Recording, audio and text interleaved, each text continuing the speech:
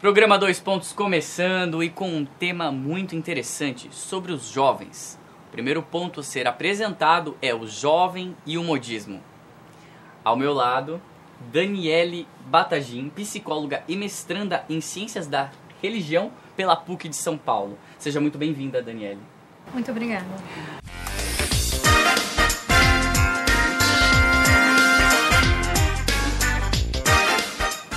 Daniele, o que você pensa a respeito do modismo? O modismo dentro da sociedade, ele se faz muito importante por conta da identificação que os jovens precisam fazer. Formatar a personalidade e se identificar no mundo que eles estão inseridos se faz via modismo. O que a gente deve observar é a quantidade de modismo e o excesso e a compulsão que os jovens hoje vêm buscando o modismo. Então, o modismo ele é importante como aquisição de identidade, contrapartida, em excesso ele é prejudicial para a constituição da estrutura, da personalidade do indivíduo. Daniele, o que pode se observar hoje é que os jovens, eles dizem que eles querem ser diferentes, mas na verdade eles são todos iguais hoje em dia. Por quê? Na verdade, a base dos jovens, elas são todas iguais. Biologicamente, são todos iguais com as diferenças do gênero. Contrapartida, essa busca do modismo, essa inclusão num grupo de identidade faz com que as experiências individuais se tornem diferentes. Nenhum indivíduo vivencia a mesma experiência. Então, estando identificado com um grupo, esse jovem ele consegue se sentir seguro para poder fazer uma experiência diferenciada enquanto membro de uma sociedade. E o jovem hoje, o que a gente pode também analisar é que eles tendem a não querer mais consultar os pais para nada, né? Mas, na verdade, eles sempre estão submetendo amigos para tomar decisões deles. O que é isso? Por que disso hoje? O jovem de hoje, ele padece de uma necessidade de valores e uma ausência desses valores. Então, ao passo que ele vai até um amigo, ali do grupo de identidade dele, ele está buscando exatamente aqueles valores que ele não constituiu dentro de casa, dentro do seio familiar, dentro dos cuidadores que promoveram um processo de desenvolvimento dele. Então, essa busca é exatamente como se o jovem estivesse pedindo, me orientem, me deem valores, me ajudem, porque eu sozinho não dou conta de tomar decisões, mesmo querendo, porque a adolescência, essa fase da adolescência, ela é caracterizada pela necessidade do indivíduo se constituir enquanto adulto e membro de uma sociedade. Então, à medida que ele precisa se constituir, ele precisa demonstrar uma certa segurança. E até por uma questão de falso pensamento dos jovens, eles tomam como sinal de fraqueza e se aconselhar com os pais e se aconselhar com os mais sábios e acham que as respostas estão ali, nos iguais, né? Daniele, a gente já continua com esse bate-papo que está muito interessante. Nós vamos para um rápido intervalo e já voltamos.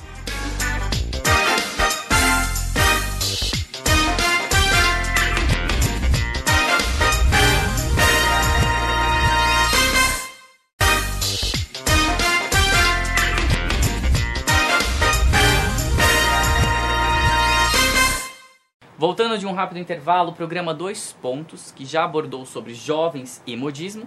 Ao meu lado, a psicóloga Daniele Batagin, que vai continuar falando agora sobre responsabilidade familiar.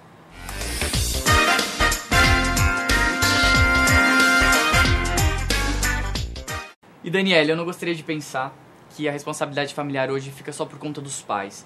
Qual é o papel dos filhos nessa situação? Pensando na própria locução que você usou, responsabilidade familiar, como a gente pode pensar num núcleo familiar com crianças onde a gente vai atribuir responsabilidades para eles?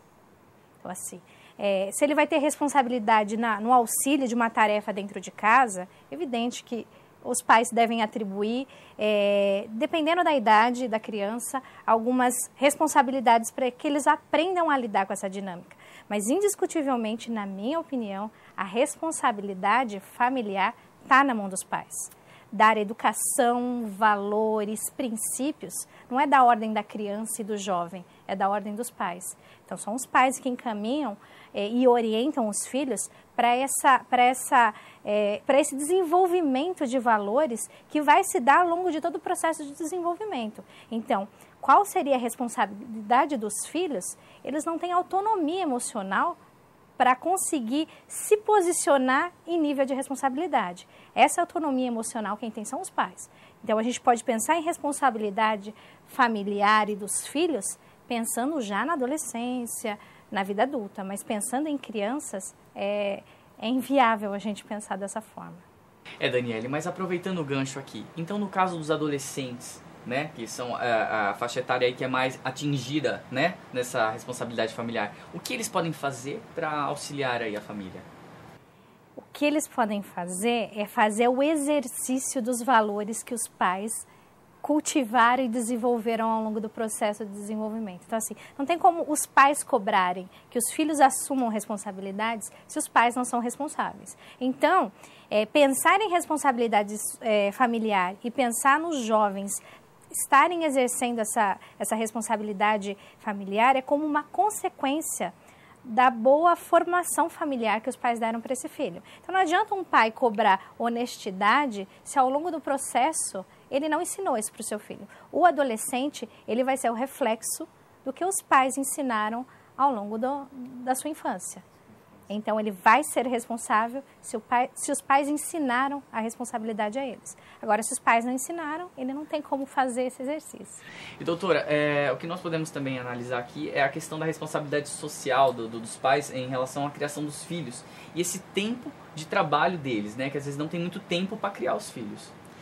Hoje a gente não tem como pensar na sociedade, na organização das famílias, com somente o pai trabalhando e as mães não trabalhando. Hoje, na dinâmica econômica das famílias, é extremamente importante a composição das rendas. Então, assim, é inevitável os pais trabalharem. Mas a questão, acho que de palavra e de ordem aí, não é a quantidade, mas é a qualidade do tempo que esses pais reservam para seus filhos. Então, estar com os filhos, estando com paciência, escutando eles, se inteirando do universo que eles estão vivendo, das experiências que eles estão vivendo, ter esse tempo disponível com eles com qualidade faz total diferença. Então, quantidade só não dá educação. O que promove uma boa educação é a qualidade. Então, a gente deveria hoje, nesse modelo que a gente assiste das famílias, trocar essa visão de quantidade dos pais pela qualidade da relação que os pais vão fornecer a suas crianças, seus jovens, de uma maneira geral. Ô Daniele, você não acha que é muito tempo que o jovem passa na internet? É indiscutível que os jovens passam muito tempo na internet. É o grande modismo hoje da juventude estar ali na internet, nas redes sociais, se relacionando de uma maneira virtual, e a gente poderia pensar na perda do contato real. E com isso essas crianças saem da possibilidade de uma vivência ali com a família, de aprender valores com os pais, experiências com os pais, para estarem indo num ambiente, trocar experiências que podem ser duvidosas, né? A gente não sabe todas as origens das informações que são trocadas nas redes sociais, na internet. Então, assim, é muito perigoso para os jovens estar alimentando os valores deles, estarem tendo o espaço de manifestação deles ali ligado o tempo todo na internet. A quantidade, como já foi dito, é uma palavra que ela deveria ser substituída por qualidade. Então, não é quanto tempo se fica na internet, mas qual uso se dá para ela, né? Não é o quanto tempo se fica nas redes sociais, mas qual o proveito que eu estou tirando dessa dinâmica? Coisa que os jovens não tiram. Os jovens querem excesso, compulsão, e isso está errado. Obrigado, Daniele, pela sua participação. Eu agradeço e eu espero que os pais e os jovens que estão assistindo esse programa, depois dessa oportunidade, eles aproveitem para criar um espaço, né, de vivência, de troca de valores, de informações, para que as famílias sejam mais sólidas, né, mais solidificadas, mais felizes. Com certeza.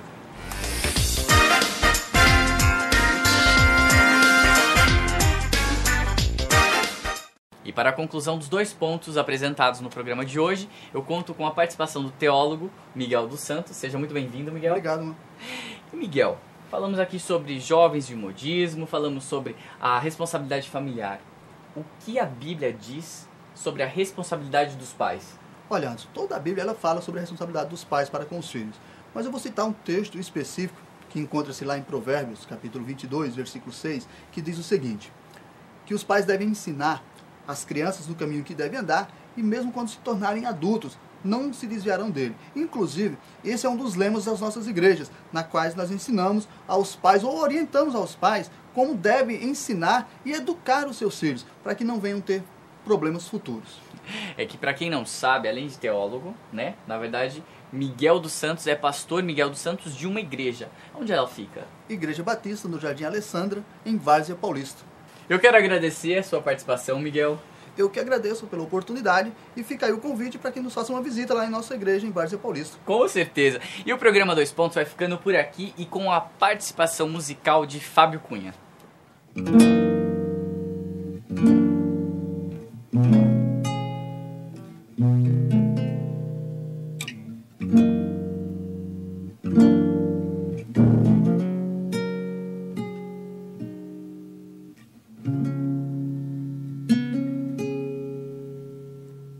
Ó, como cego andei e perdido vaguei, longe, longe do meu Salvador. Mas do céu ele desceu e seu sangue ali verteu pra salvar um tão pobre pecador.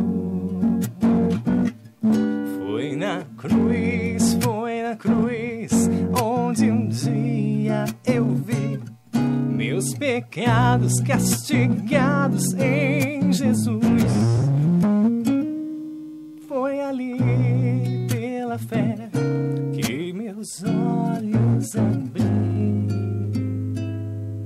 E agora eu me alegro em sua luz.